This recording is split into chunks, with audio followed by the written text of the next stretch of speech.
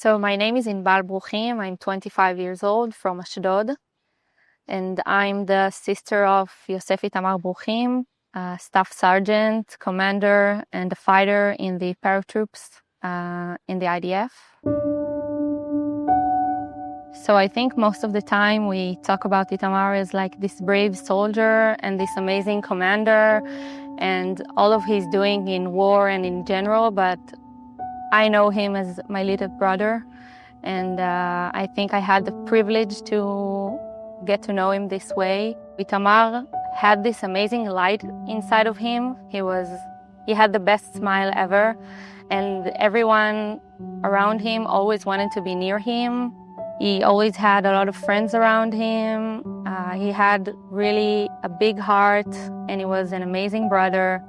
It's hard to describe a person in like just a few words, and I think this has been the biggest struggle of mine, aside of course of the emotional difficulties. As a child, Itamar was pretty much a small child. He didn't like it very much. He wanted to be strong and big, and ever since 10th grade, he started working out at the gym ever since he was allowed to enter the gym. And he discovered that once he's doing it, he's getting bigger and stronger and can affect the way his body looks and feels. And he really got into it. He trained to be the best IDF soldier he can. At 16 years old, he would get up at 5 a.m. and crawl on the sand and get to really crazy trainings at the beach. He dedicated his life to this cause ever since this young age. He did got in the paratroopers brigade, and he just said, you know what? I'm going to be the best paratrooper I can be. I'm going to be a commander. I will lead, I will teach, and I will fight, and I'm going to be the best at it. And I remember during those first weeks of training, they are so hard. You just finished high school, and now you're in army, and you're becoming a soldier, and I think it's a really rough process. Long days of training. He would come home all scratched here from crawling and from training, and he had like the biggest smile on his face. He also had a big smile when he came back to the army. There was a fellow soldier of him. He was Druze, and he was really overweight, and he didn't really know Hebrew that well. And Itamar instantly decided, this is my best friend, this is my buddy. In his 1 hour of free time before bed, he would take him out and do trainings with him so that he can pass the exams and be a soldier just like him. And he taught him Hebrew, and really in a magical way made him fit in. When he went out to commander's course, it became even more meaningful to him to train the next generation of the soldiers and to really pass along his knowledge. He actually wrote himself some notes that I think are really showing the kind of person he was. Never give up on any soldier. Don't let the command change me. Don't be afraid of higher ranks. And he really got to know every one of his soldiers, and especially everyone with any issue at home and anything the army needs to do to help him. On the 7th of October, we were at home, like the whole family except of Itamar. He was actually at his girlfriend's house, Lior, at Kfar Saba. And at 6:30 a.m. we live in Ashdod, and so the rockets got to us really fast. Pretty quickly, when we're all in the shelters, we start to understand that there's something really, really different about this attack this time. Itamar calls me right away, and he says, I'm on my way home. Please pack a bag, put everything I own, like all of the army equipment, put it in the bag. I'm going back to the army.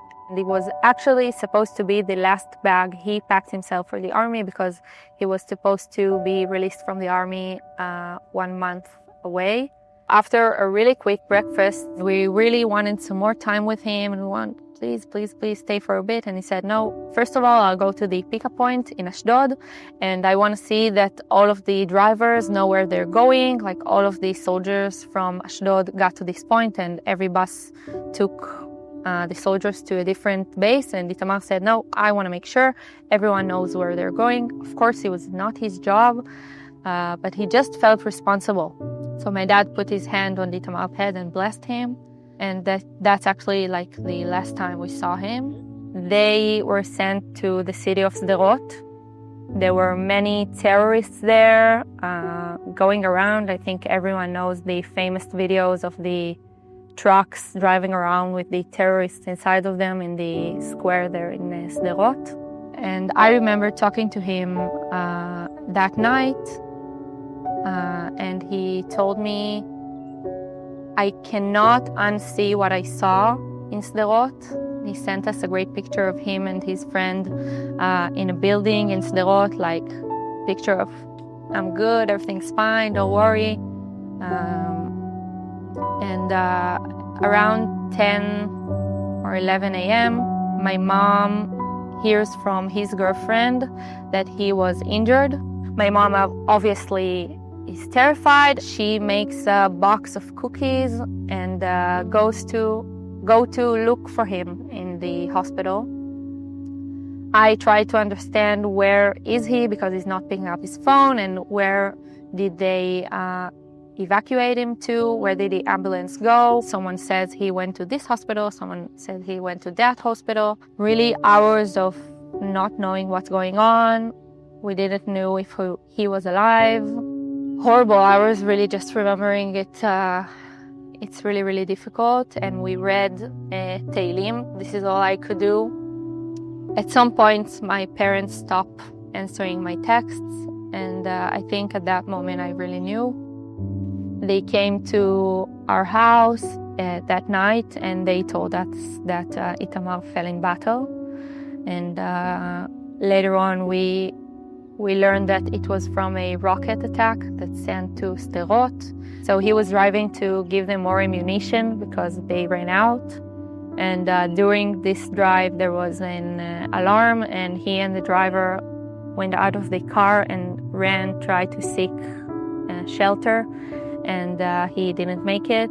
The rocket got to him. And so he was severely injured, taken to the hospital, and they determined his death there. Later on, we discovered his friends' group chats in which he told a different story. And he said, we killed terrorists, and we rescued civilians, and we cleared out houses from terrorists. We even learned that he rescued a family of his commander, and while he took her out to a safe place, there was an alarm, and he laid on top of her so that if something will happen to her, or if a rocket hits, it will be on him and not her, because she's a civilian and he's a soldier. And I think this really shows how dedicated he is. All those years of training, ever since he was 16, came through in this moment. They were all in action in these moments, and I have no doubt that he died doing the thing he prepared for, and I have no doubt he was really, his whole heart was there, and it was all so meaningful to him. And I think this is a thing that, I don't know if comforts me, but he really died for the cause he believed in.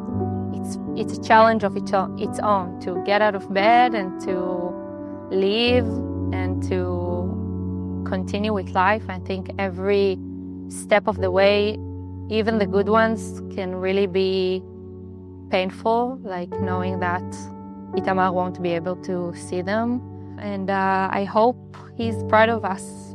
I hope he's proud, and I hope he sees how much we try to live and to continue our life and take every day as a meaningful thing,